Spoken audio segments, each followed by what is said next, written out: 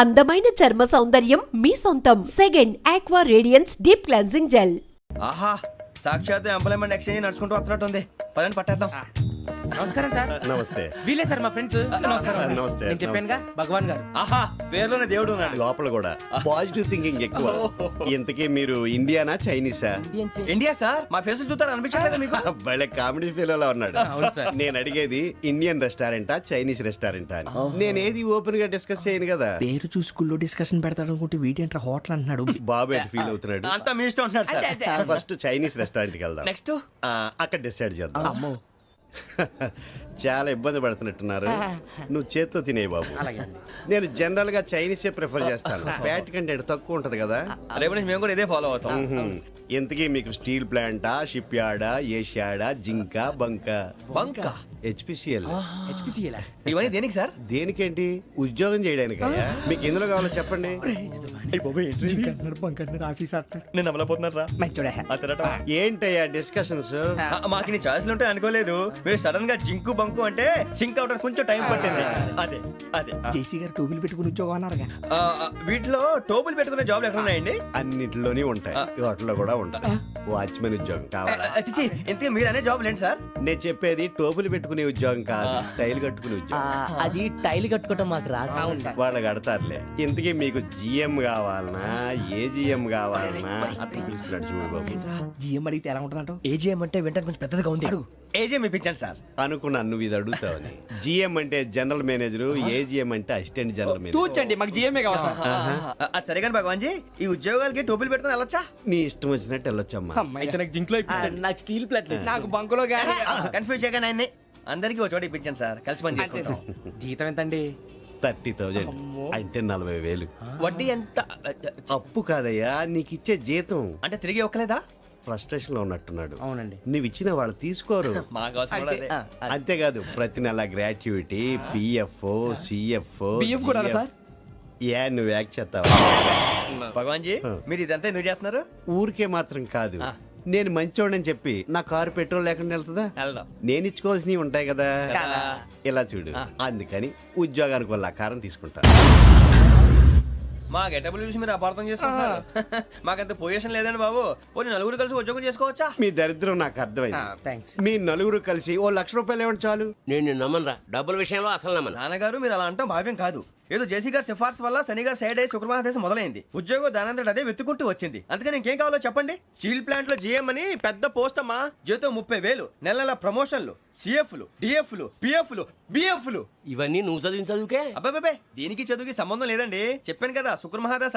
అది దాని పవర్ అనుకోండి, ఎఫెక్ట్ ఈ అనుకోండి. రోజుల్లో కూడా గ్రహాలు ఏటా nonsense. అబ్బా ఏంటండి వాడన్న ప్రతిదాన్ని ఇలా కొట్టి పడేస్తారు. చిన్నప్పటి నుంచి లక్షలు పోస్ట్ చదివించారు. అమ్మా నువ్వు లేని పోనీ పెట్టుకో. లక్షలు ఎక్కడైనా ఊరుకోరా, మాట వరుస కదాలే.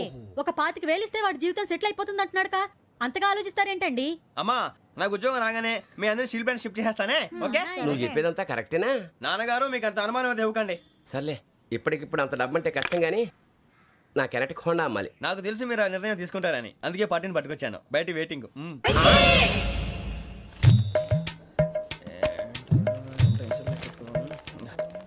ఇవ్వండి. భగవాన్ జీ, మీతో నాకు కుదరదండి, మీరు తేడా మనుషుల్లా ఉన్నారు. చూడటానికి అలా కనపడతాం కానీ తేడా మనుషులు కాదండి. ఇది ఎంతో లెక్క పెట్టండి. 5,000 తగ్గిందండి. ఆ విషయం నాకు ముందు చెప్పాలి కదా. ఇది తేడాతనం కదా. సర్దుబాటు కాక జరిగిన పొరపాటు. మా దరిద్రం మీకు తెలియంది కాదు. మీ ప్రాబ్లమ్స్ నాకు అనవసరం అండి. ఇప్పటికే మీ మూలంగా 3,00,000 బొక్క తెలుసా. మీరు ఫేస్ అంత చిరాగ్గా పెట్టకండి. రే ఆ గొలుసు ఎవరా? తొందరగా ఎవరా, ఆయన కోపం వస్తుంది. ఇదిగో తీసుకోండి. తీసుకోండి ప్లీజ్. భగవాన్ గారు తీసుకోండి సార్ ప్లీజ్. భగవాన్ గారు మీ కోపం తగ్గిందా? కోపం కాదు వెంకటేశ్వర గారు, ఎందుకో మోసాన్ని భరించలేను, అది నా బలహీనత. ఇవన్నీ వదిలేయండి, ఇంకోసారి పొరపాటు జరగదు. మేము ఎప్పుడు జాయిన్ అవ్వాలో చెప్పండి, కొత్త బట్టలు కొనుక్కోవాలి. మీరు ఆ పనిలో ఉండండి. పొద్దున్నే గుడికి వెళ్ళి 9:30 కల్లా, మొన్న వచ్చారే ఆ ఆఫీస్కి వచ్చేయండి. మీ అపాయింట్మెంట్ ఆర్డర్స్ రెడీగా ఉంటాయి. 8:30కి వచ్చేస్తాం. మీరు వచ్చిన వాళ్ళ తలుపులు తీరు. మీ కంగారు నేను అర్థం చేసుకోగలను. ఇంతకాలం పని లేక స్తంభించిపోయిన మీ జీవితాలు ఇక నుంచి వేగం పుంజుకుంటాయి. ఆయన ఉన్నారా? ఎవరు? భగవాన్ గారు. మీరెవరు? ఆయన క్లోజ్ ఫ్రెండ్స్. సరే లోపల రండి. పదా సార్ వీళ్ళు భగవాన్ క్లోజ్ ఫ్రెండ్స్ అంటారు. సరే నువ్వు వెళ్ళి నేను మాట్లాడతా. సార్ మీరంతా భగవాన్ స్నేహితులా? అవును, అలాంటి స్నేహితులు ఉన్నందుకు గర్వపడుతున్నాం. సరే ఏంటి సంగతి? ఏముంది, మా అపార్ట్మెంట్ ఆర్డర్ చేస్తే పట్టుకులు చేరిపోతాం. ఈ రోజు గురు పౌర్ణమి, మంచి రోజు. అపాయింట్మెంట్ ఆర్డర్ ఏంటి? మీకు అందాల్సిన నీకు అందనట్లేదు. ఏంటది? ఏంటంటావేంటి? ఒక్కోడు 25,000 ఇచ్చాం. భగవాన్ గారి హెల్పింగ్ నేచర్ కాబట్టి తక్కువ రేటుకి ఒప్పుకున్నాడు. ఇంతకీ ఇది ఏ ఆఫీసో మీకు తెలుసా? తెలుసుకోవాల్సిన అవసరం మాకు లేదు. కానీ చెప్పాల్సిన అవసరం మాకుంది. యాంటీ కరప్షన్ బ్యూరో, అంటే అవినీతి నిరోధక శాఖ.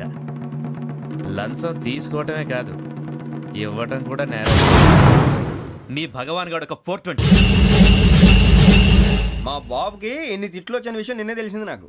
ఇంతవరకు మా బాబు నా ఒట్టుమే చేయలేదని మీ అందరితో గర్వంగా చెప్పుకునేవాడిని. First time man handing record దొబ్బింది. తక్కువే నా గోల్ చెలుగు లాగేస్తున్నాడు. అరే కోపడకండి రా, వాడు ఇక్కడే దొరుకుతాడని మా ఫ్రెండ్ చెప్పాడు. తొక్క దొరుకుతాడు. మీకు జింక్ లో కావాలనా, బంక్ లో కావాలనా, స్టీల్ ప్లాంట్ లో కావాలనా, షిప్ యార్డ్ లో కావాలనా? అంటే ఎక్కడ పడితే అక్కడ ఇప్పిస్తారా సార్? ఎక్కడ పడితే అక్కడ, ఎలా కావాలంటే అలా చేసుకుందాం, ఇబ్బంది ఏమీ లేదు.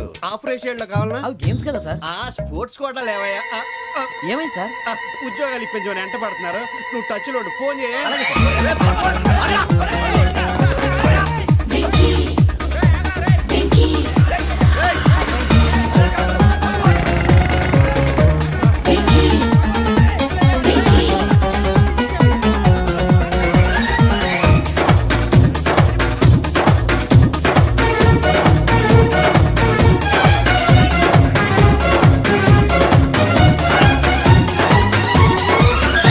On your marks, set, go.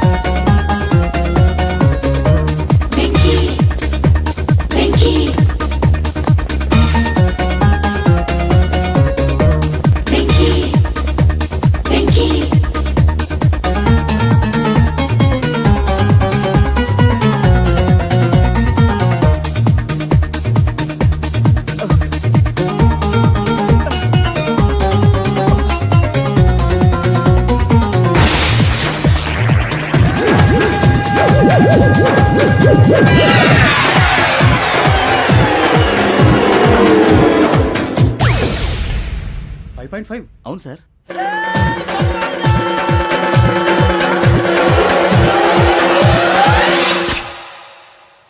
Great.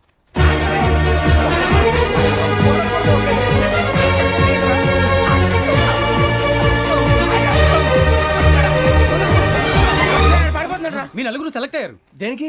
SI selections లో మీరు ఫిజికల్ టెస్ట్ అన్ని పాస్ అయ్యారు.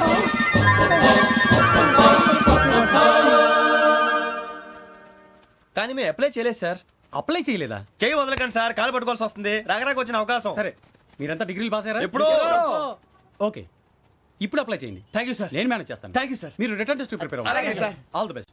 రేయ్, ఈ పరీక్షల్లో సమాధానాలని ఏబిసిడ్యూల్లోనే ఉంటాయి. ప్రతి ప్రశ్నకి 4 ఏదో ఒకటి కరెక్ట్ ఆన్సర్. ఏది కరెక్టో మనకు తెలియదు కదరా. నీకు ఏబిసిడ్యూల్ తెలుసు కదా? తెలుసు. అయితే కళ్ళు మూసుకుని 4 ఏదో ఒకటి రాసుకుంటూ పోతాం. మన అదృష్టం బాగుండి అవి కరెక్ట్ అయితే పాస్ అయిపోతాం. ఎస్ఎల్ కూడా అయిపోతాం.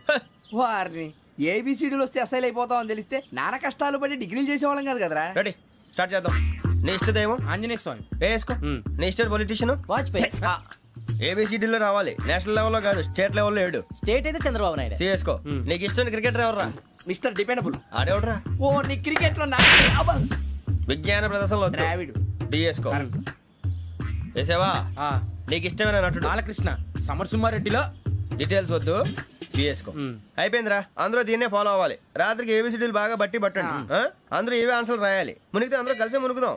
అయినా గురువారం పాటు గురుమేట్ల మీద కూర్చొని రాసింది ఖచ్చితంగా జరుగుతుందని జేసీ గారు చెప్పారు. మన ప్రయత్నం మనం చేద్దాం, మిగిలింది నేను ఎక్కడికి వదిలేద్దాం. ఆయన కూడా ఏదో పని ఉండాలి కదా.